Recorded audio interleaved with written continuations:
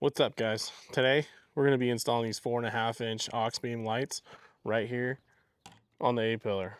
Follow along, I'll show you how I'm going to do it. All right, so a little bit about these lights. They're 4.5-inch light. The ones that I got have a spot on the top and a flood on the bottom. You can get them in either just a spot or a flood pattern, but I went for the combo pattern. They come in a 2-pack, and they also come with this really awesome amber cover. So if you're driving in a lot of dirt or snow or anything like that, this will help cast a lot of shadows. You'll see what's in front of you. All right, so I got these brackets off of Smitty Built. Pretty nice powder coat on them. I didn't want to just get some Amazon cheap ones. I actually wanted this thing to withstand a little bit of weather if I'm ever out, and I don't want them to get sun faded. The Jeep sits outside all the time, so either way, they've got this nice big slotted mount on the top here, which will make for a nice mount. We'll put our light right up here, probably split the difference on it. It's gonna look really cool. Along with that light, I've also installed this big red 10-inch light right here in the front. Big Red's a company out of Australia. I've had a hard time finding any of their other stuff in stock anywhere. I just got lucky and happened to find this one on eBay, and it was actually on sale.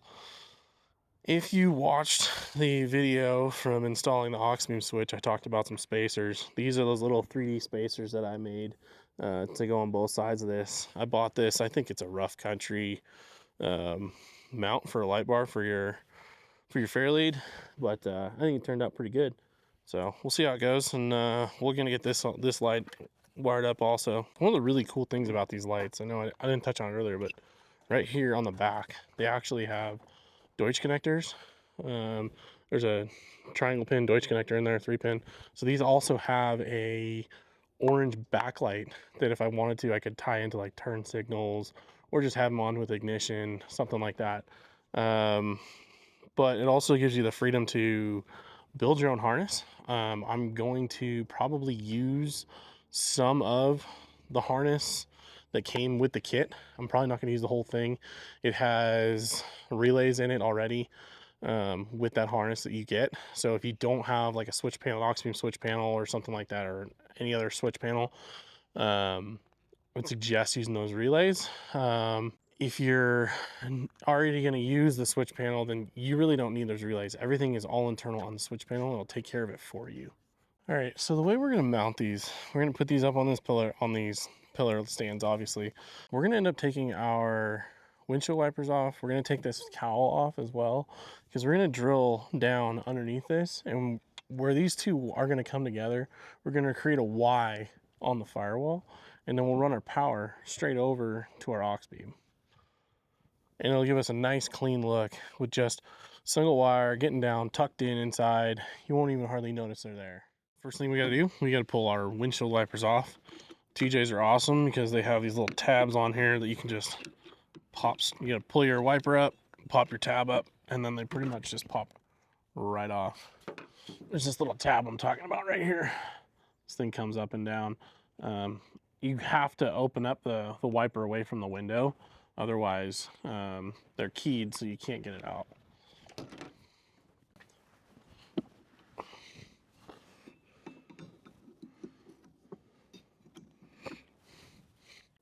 All we gotta do is we gotta pull these 4 screws across the top.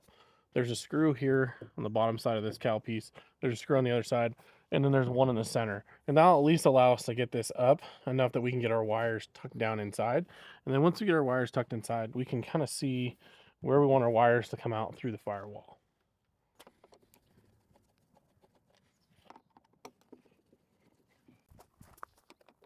Pull our 3 off on this side.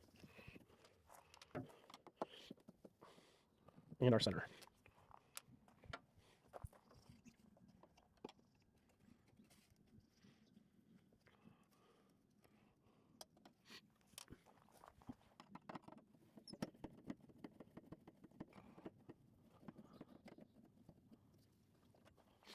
All right, now we will get underneath here. We'll pop this guy up. See what happens. Pop that up there. It's gonna take a little bit of persuading, but I'll pop this guy up. I'm actually gonna drop the hood. Drop our hood. And Bingo. Look at that. Now we can locate a hole in our firewall where we're gonna have our wires come straight down and run into here. We gotta make sure that we don't get in the way of our windshield wiper motor, but we should have plenty of room to find a location. It's gonna be probably somewhere up towards the center here. Also, since you have this cowl off, this would be a good time to get in here, clean anything out. You know, these things get abused. They go through a lot of dust, a lot of dirt. The best thing you can do for them is just clean them when you have the opportunity to.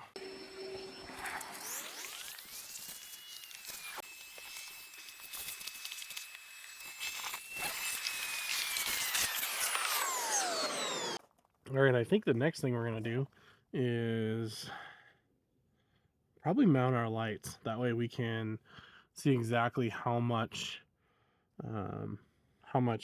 cord we need to work with for getting this all putting together and put into a good decent spot.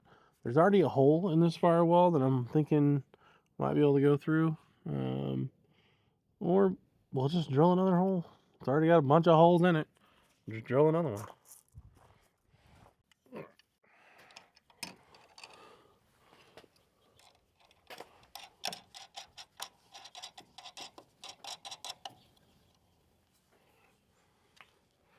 Probably mount these guys so they're flush. Looks pretty good like that. Sweet, that looks awesome. Those are gonna look really nice. I'm pretty happy. I had some other like 3-inch size ones that I actually ended up using on a golf cart that we got from my 94-year-old grandmother, so she can still go out and feed the chickens.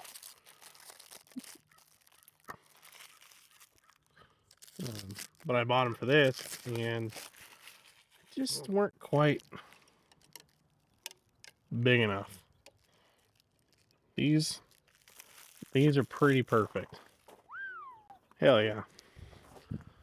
All right, so like I said, this kit comes with everything you need. This guy, he's got 2 switches, on and off for the your headlight or your main lights, and then also for those amber lights that are in there too. It's also got 2 relays on it, and it also has a fuse. So pretty sweet little system if you don't have a switch panel in your rig. I'm literally going to take this guy and lop it off right here, and so that all I need is this extra wire. It's already got your 3-pin Deutsch connector on it from factory. No sense in going in and making your own. So we'll cut these and then figure out a length, and I'll probably end up splicing them together with a little bit of bigger wire to carry all the current up to this point till they split. We'll cut this. There's plenty of length on here, so we'll cut this just a little long so that if I ever wanted to use this harness again, at least I have the relay portion of it still intact and still has enough tail on it that I can reuse this again if I ever need to. I don't foresee needing it, but maybe if I put lights on my trailer or something like that, it'd be nice to have a little relay bank with little on-off switches. Probably run this right along this seam, drop it down inside here. We might not even need to cut our cowl. Might just take a little grinder to it and just kind of grind up. There's a little 90-degree lip on it. Just kind of grind it up, clean it up, so that way it's not going to cut into this wire. Or just cut the corner off of it to get it in here. That's probably what I'll end up doing, is just cutting the corner off of it so that it can get in, so this wire can get in here. Let's get this guy plugged in here.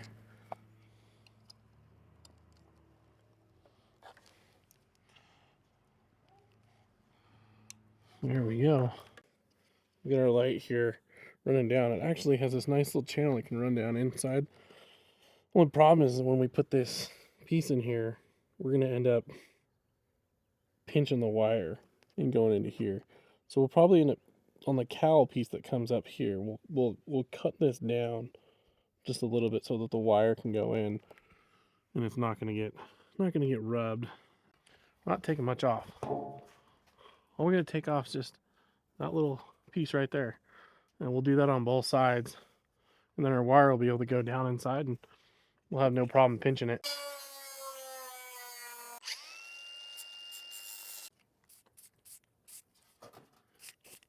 So we've got our cord coming over from that light over there. We're going to come down. I'm thinking about going through this hole, or there's not a hole, but making a hole right above this ground strap right here.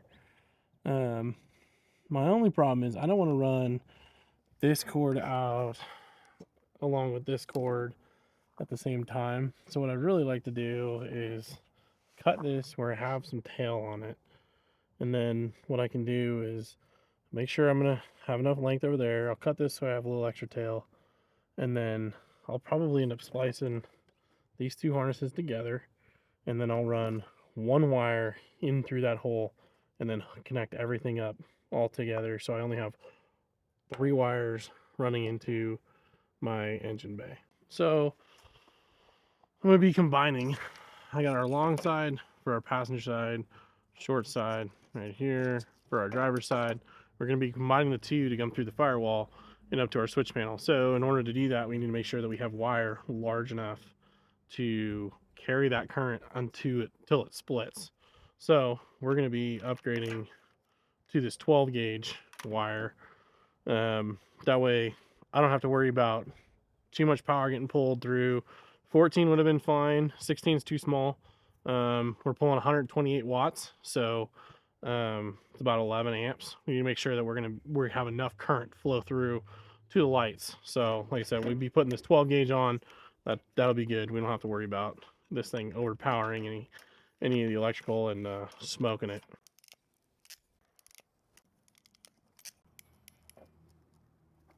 Make sure it's in there nice tight. Oh, bingo.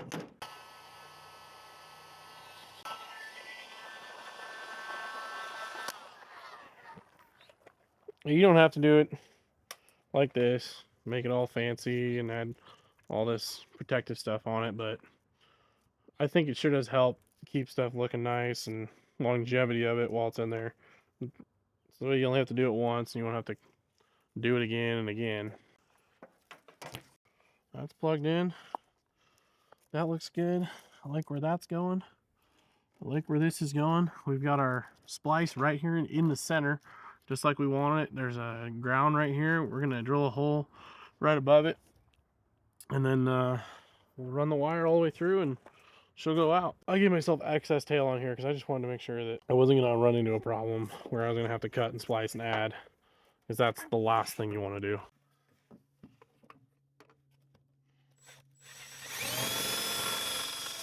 All right, cool. That's through. Now we got a hole in the firewall. All right, so we have run our wire down through this hole. Where are you? Through this hole. We run our wire down through that hole right there. That's our splice. We've got our other wire coming up, going to that light over there. And then wire comes through the firewall right here, runs across, runs over here, and then we'll run it right into here into our aux beam. All right, so we have run our wire through that hole right there. That's our splice. We've got our other wire coming up, going to that light over there, and then wire comes through the firewall right here, runs across, runs over here, and then we'll run it right into here into our aux beam.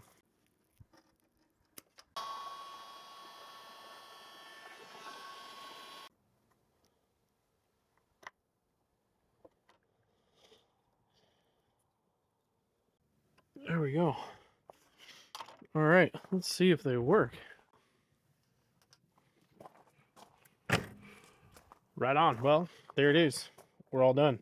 Only thing we got left to do is put some covers on, put our cowl cover back on, clean up our wiring, put our zip ties on, use our flush cuts, and all done. So thanks for watching. Really appreciate it. And please like and subscribe.